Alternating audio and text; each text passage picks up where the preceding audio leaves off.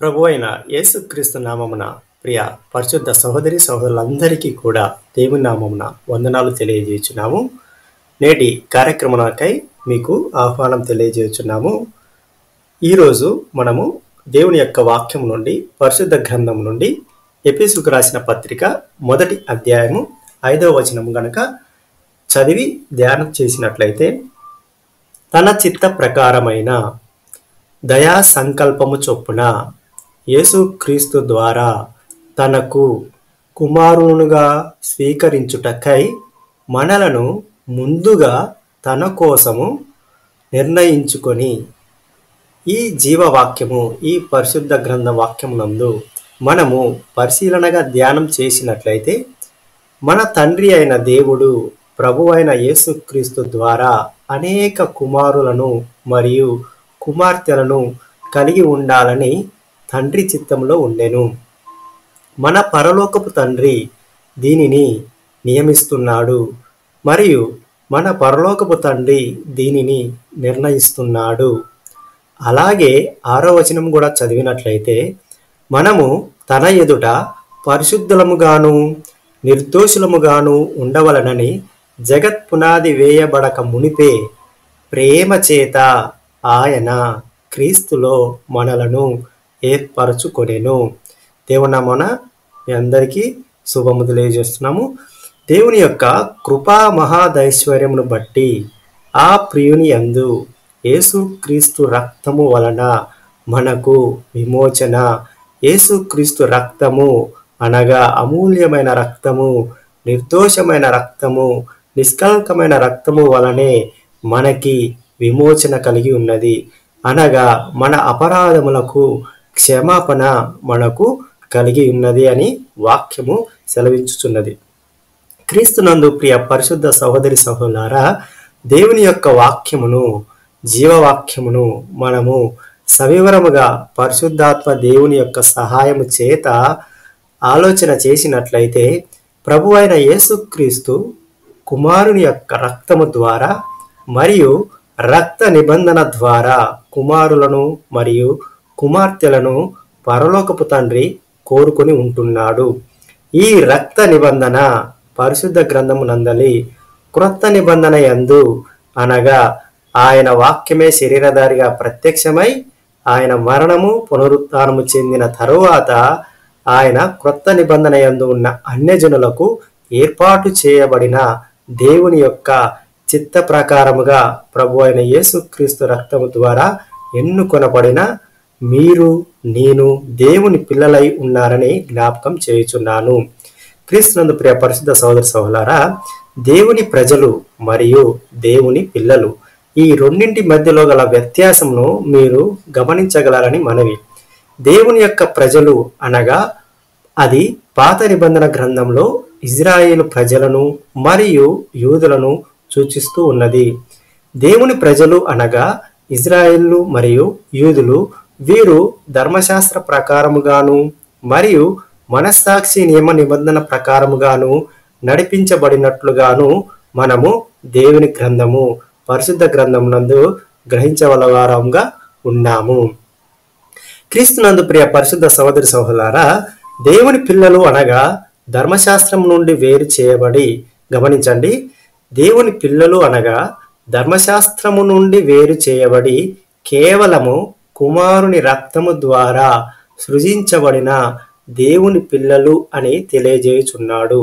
హెబ్రీయులు రాసిన పత్రిక 10వ అధ్యాయము 19వ వచనము గనక చూడగలిగినట్లయితే, సహోదరులారా, యేసు మన కొరకు ప్రతిష్ఠించిన మార్గమున అనగా నూతనమైనదియు జీవము గలదియు ఆయన శరీరము అను తెర ద్వారా ఏర్పరచబడినదియునైన మార్గమున ఆయన రక్తము వలన పరిశుద్ధ స్థలమునందు ప్రవేశించుటకు మనకు ధైర్యము కలిగి ఉన్నది. ఈ వాక్యాన్ని ధ్యానం చేయండి.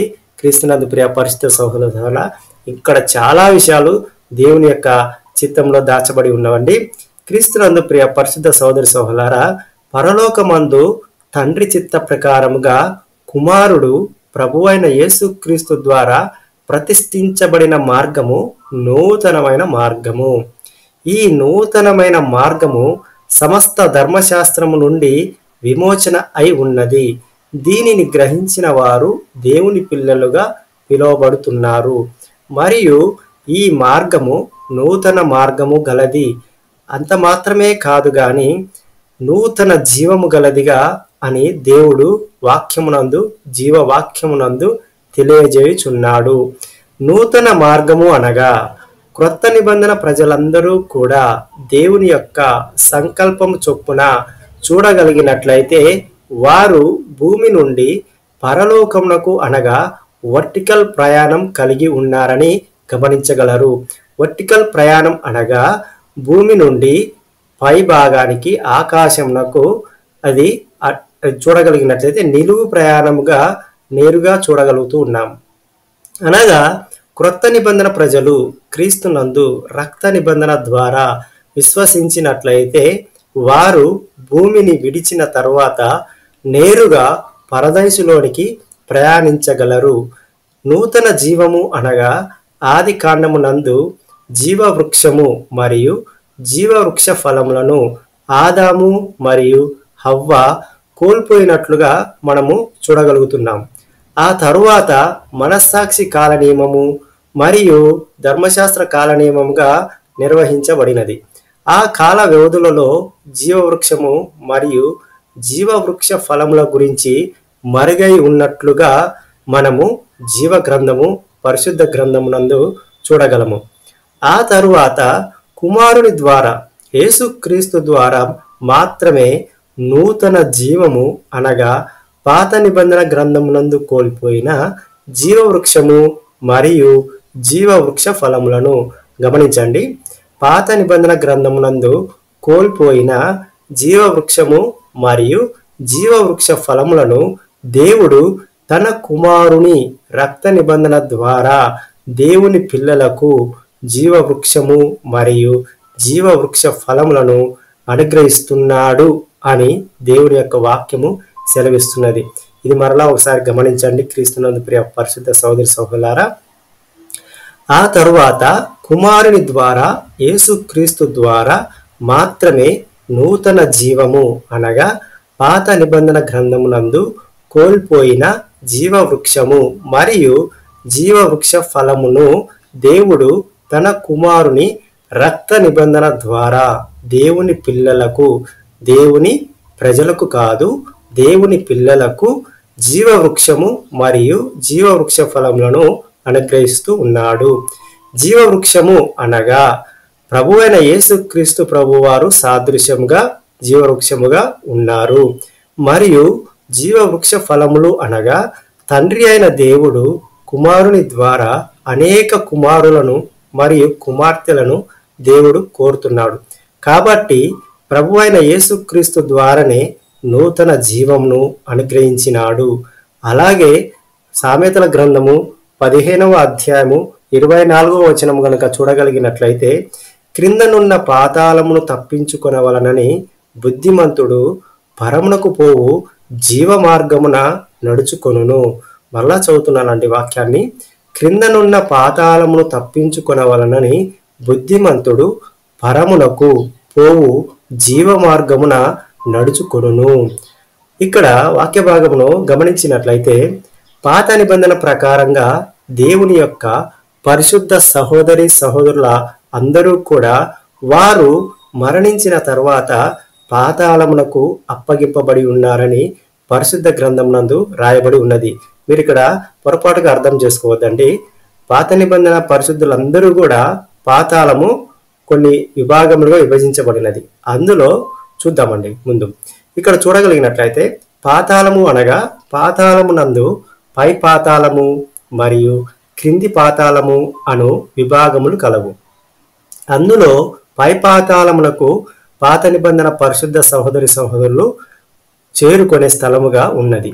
కాబట్టి అబ్రహాము రొమ్మున ఆనుకొని ఉన్న లాజరు మరియు ధనవంతుని గురించి లూకాసు వార్తలో 16వ అధ్యాయం 23వ వచనంలో మనం చూడగలిగినట్లయితే, అబ్రహాము మరియు లాజరు పై పాతాళంలో ఉన్నట్లుగాను మరియు ధనవంతుడు కింది పాతాళంలో ఉన్నట్లుగాను చూస్తున్నట్లుగా ఉపమానం ఉంటుంది. క్రింది పాతాళము అనగా అనేక విభాగములు కలదు. చీకటి బిలములు మరియు అంధకారమైన చీకటి మరియు నరకము నిత్య నరకముగా ఉన్నది.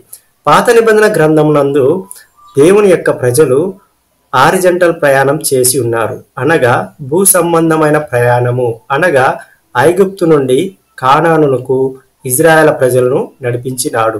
కనుకను ధర్మశాస్త్రము కలిగిన వారై పాపం చేసిన వారందరూ ధర్మశాస్త్ర అనుసారముగా తీర్పు నొందుదురు. ధర్మశాస్త్రము వినువారు దేవుని దృష్టికి నీతిమంతులు కారు గాని ధర్మశాస్త్రమును అనుసరించి ప్రవర్తించిన వారే నీతిమంతులుగా ఎంచబడుదురు. ధర్మశాస్త్రము లేని అన్యజనులు స్వాభావికముగా ధర్మశాస్త్ర సంబంధమైన క్రియలను చేసిన ఎడల వారు ధర్మశాస్త్రము లేని వారైనను తమకు తామే ధర్మశాస్త్రమైనట్టుగా ఉన్నారు. అట్టి వారి మనసాక్షి కూడా సాక్ష్యమిచ్చుచుండగా వారి తలంపులు ఒకదాని మీద ఒకటి తప్పు మోపుచు లేక తప్పు లేదని చెప్పుచుండగను ధర్మశాస్త్ర సారము తమ హృదయములయందు వ్రాయబడినట్టు చూపుచున్నారు. దేవుడు నా సువార్త ప్రకారము యేసుక్రీస్తు ద్వారా మనుషుల యొక్క రహస్యములను విమర్శించు దినమందు ఇలాగు జరుగును. నీవు యూదుడు అని పేరు పెట్టుకొని ధర్మశాస్త్రమును ఆశ్రయించి దేవుని యందు అతిశయించుచున్నావు కావా?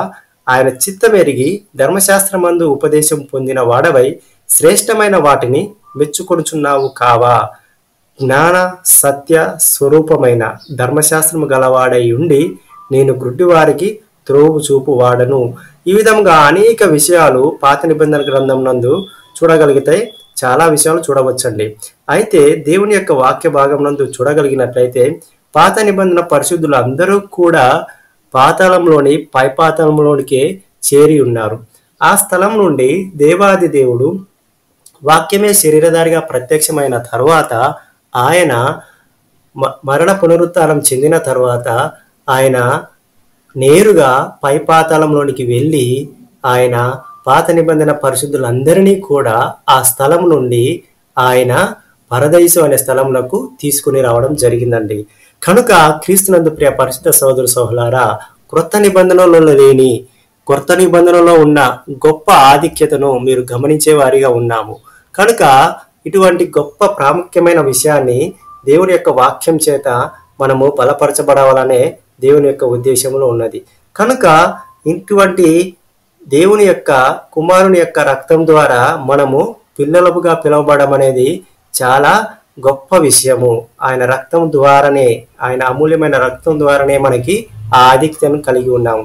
కనుక క్రీస్తునందు ప్రియ పరిశుద్ధ సహోదరి సహోదరులారా, కొంతమంది ప్రజలు ఏ విధంగా ఉంటారు అని మనం ఆలోచన చేసినట్లయితే, వారు మనసాక్షి కాల నియమ నిబంధనలు, ధర్మశాస్త్ర కాల నియమ నిబంధనలు మరియు యేసుక్రీస్తు రక్త నిబంధన నియమాలు సంపూర్ణముగా విశ్వాసం లేదు. ఇటువంటి వారు ఆయా కాలములలో అన్ని తరములలో ఉంటూనే ఉన్నారు. వారు మాకు పరిశుద్ధ గ్రంథము బాగుగా తెలుసు అని వారు తమ హృదయంలో తలంచుకొనుచూ ఉన్నారు. కనుక అయితే వారు పరిశుద్ధ గ్రంథమునందు అక్షరం యొక్క ప్రత్యక్షతను ఎరిగి ఉన్నారు గాని అక్షరము రూపాంతరత చెంది ఆత్మ ప్రత్యక్షతగా ఉన్న దేవుని పరిశుద్ధ గ్రంథమును వారు ఎరిగి ఉండలేదు. అనగా పరిశుద్ధాత్మ దేవుని యొక్క స్వరమును వినడము వారు కలిగి లేరు. ఇటువంటి వారు మనలో అనేక మంది ఉన్నారు. వారు దేవుని సేవకులుగాను, దేవుని బోధకులుగాను, దేవుని అపోస్తులుగాను, దేవుని కాపరులుగాను, దేవుని ప్రవక్తలుగాను మరియు దేవుని విశ్వాసులుగాను ఉండి దేవుని చిత్తమును ఏమాత్రము ఎరగని వారై ఉన్నారు. వీరి వలన దేవుని యొక్క నామము దూషింపబడుచున్నది అని మనము గమనించేవారిగా ఉన్నాము. కనుక మనము ఏ స్థానంలో ఉన్నామనేది మనమై పరిశీలన చేసుకునే వారిగా ఉన్నాము.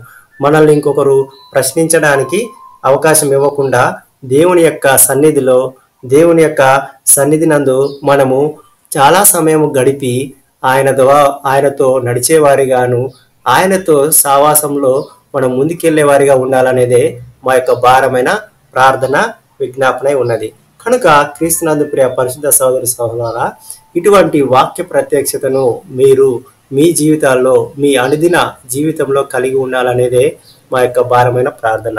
ఇటువంటి ప్రార్థనలో మీరు ఏకీభవించినందుకు వందనాలు. మన తండ్రి అయిన దేవుని యొక్క ప్రేమయు, ప్రభు అయిన యేసుక్రీస్తు ప్రభు వారి యొక్క కృపయు, పరిశుద్ధాత్మ దేవుని యొక్క సహవాసము ఇప్పుడు ఎల్లప్పుడు సదాకాలము మీతో ఉండునుగాక. ఆమేన్.